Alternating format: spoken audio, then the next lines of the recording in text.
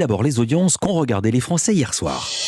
Bon alors, que qu'ont-ils regardé, ça on s'en doute. La soirée électorale. Et comme pour le premier tour, le 10 avril dernier, c'était TF1 qui était en tête.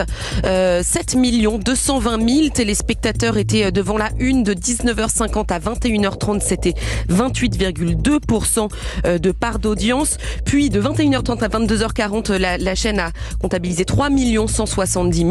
Il y a eu un pic à 20h, bien évidemment, de 10 400 000 personnes. Et en deuxième place, c'était France 2 qui présentait aussi une soirée autour des présidentielles.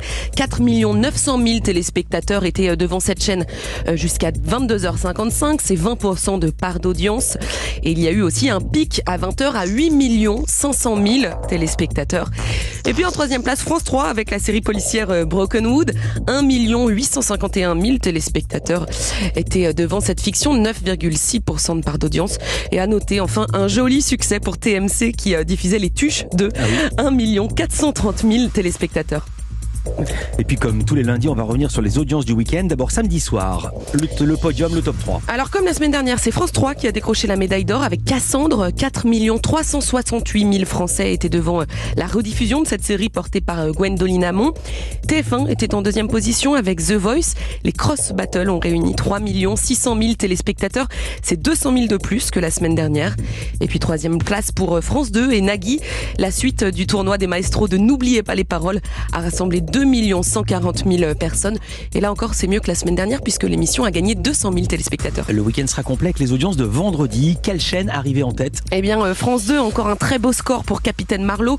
La rediffusion de l'épisode avec Isabelle Adjani et Thibaut de Montalembert a réuni 4 311 000 téléspectateurs. Une deuxième place pour TF1 avec Masked Singer, le prime qui a dévoilé le visage du cuisinier Yves Conborn sous le costume du cochon a attiré 3 630 000 Français. Et puis médaille de bronze pour M6 qui proposait 3 nouveaux épisodes de The Rookie. 1 500 000 personnes étaient devant cette série américaine. C'était seulement 3 000 personnes de plus que France 3 qui diffusait ceci. Le voilà, le premier essai des Françaises, Laure Sensus, son 5e essai dans ce tournoi Destination. C'est elle la meilleure marqueuse de ce tournoi 2022. France 3 qui diffusait donc du rugby féminin avec le match Pays de Galles-France. Encore une très belle victoire pour la France qui a gagné 33-5.